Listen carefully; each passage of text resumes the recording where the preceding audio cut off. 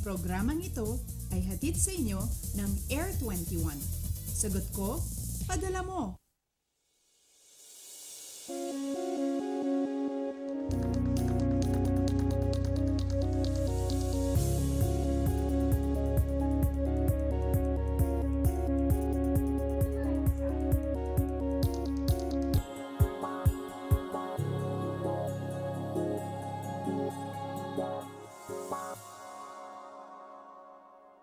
Mayad nga temprano Luzon, maayong aga Visayas, mapiya Kapipita, Mindanao. Kamusta po ang inyong gising? Naku, I'm sure sina tatay at kuya ay napuyat sa panonood ng finals ng basketball game kagabi. Naku, sina ate at mami naman, maagang nagising para mamalengke mamaya lamang. Saan po ba ang lakad ng inyong pamilya today? Naku, kung balak niyong mamasyal sa mga park o kaya naman ay mag-advanced Christmas shopping, mahalagang handa kayo sa magiging lagay ng ating panahon. Kaya naman tutok lang dito sa amin at sagot na po namin ang weather updates. Live mula sa Pag-asa Weather and Flood Forecasting Center, ito po ang Panahon TV na mula Lunes hanggang Linggo, naghahatid sa inyo ng kumpletong ulat panahon. Sa bayan din kaming napapanood online, yan po ay sa pamamagitan ng www.ptv.ph.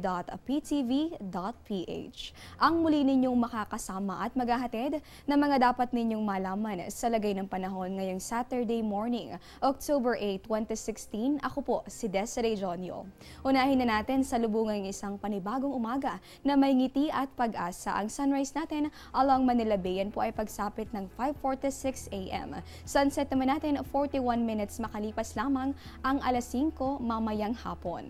At sa punto pong ito, para bigyan tayo ng latest sa lagay ng panahon, makakapanayam na natin ng live. Wala pong iba kundi si Pag-asa Weather Forecaster Glyza Escoliar. Magandang umaga po, Miss Glyza. Unahin na po natin itong tanong ng Panahon TV follower na si Jonel Laplana. Pinatatanong niya po, kailan daw po ba mawawala itong pag-iral ng habagat? Makakaranas po ba tayo ng monsoon break in the next days? Magandang umaga sa iyo, Desiree, at sa lahat ng nanonood ng Panahon TV. At para sa iyo, Jonel, ang sagad sa iyong katanungan, actually base sa ating analysis ay hanggang ngayong linggo na lamang po inaasahan ang bugso ng habagat. Ito ay ngayong second week na lang ng Oktubre. And after that, mga 2 linggo po inaasahan natin na magkakaroon na po ng easterlies o hangin na nanggagaling silangan. And pagkatapos po ng pangalawang linggo, ay inaasahan po natin na more likely by the last week ng October or first week ng November ay magsisimula na po ang amihan. Alright, ulitin lamang natin, nabanggit nga ni Ms. Glyza na inaasahan na ngayong linggo na lang pala ay iral itong southwest monsoon o habagat. Inaasahan ngang mapapalitan ito ng easterly winds in the next couple of weeks. At ito nga, masusundan na yan nung pag-iral naman nung hanging amihan. At kaugnay po niyan, Ms. Glyza, kung ating babalikan, last year, kailan po ba o anong bahagi po ba ng taon nagsimulang umiral yung amihan? Actually, last year, ang pag-iral ng amihan ay during the first and second week din ng November. Actually, normal po ang ganyang week ng pagsisimula o onset po ng amihan. Alright, ito naman po, Ms. Glyza, para po sa mga may lakad ngayong Saturday. Ano po ba yung ating inaasahang magiging lagay ng panahon sa mga susunod na oras batay sa inyong 5 a.m. weather forecast? So, Desiree, ito ang maasahan ng ating mga kababayan ngayong araw ng Sabado. Dahil patuloy pa rin ang pag-iral ng habagat dito po sa Luzon, ay ansahan sa Zambales at Bataan ang katamtaman hanggang sa kung minsan ay malakas na mga pag-ulan at pulo-pulong pagkidlat at pagkulog.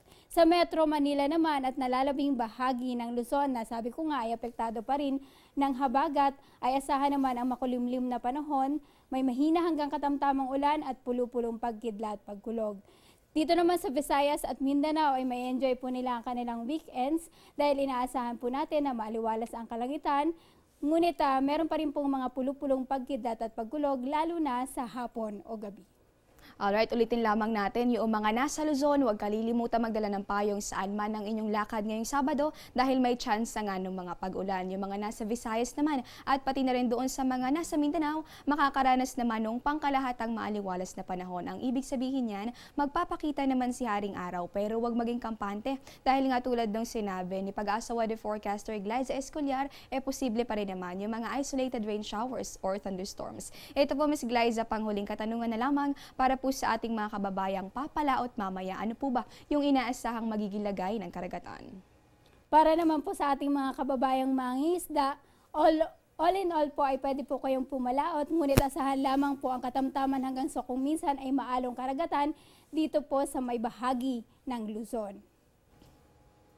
Alright, nakapanayan po natin ang live. Wala pong iba kundi si Pag-asa weather forecaster Glyza Escoliar. Maraming salamat po Ms. Glyza sa inyong mga ibinahaging kaalaman sa amin ngayong umaga.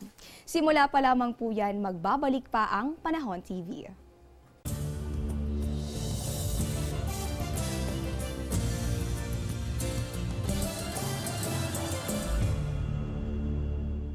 Get timely and reliable Philippine weather information anytime, anywhere through the Panahon TV mobile app, a multifunctional mobile app that brings you weather updates sourced directly from Pag-asa. The app provides a complete 3-day weather forecast at your location.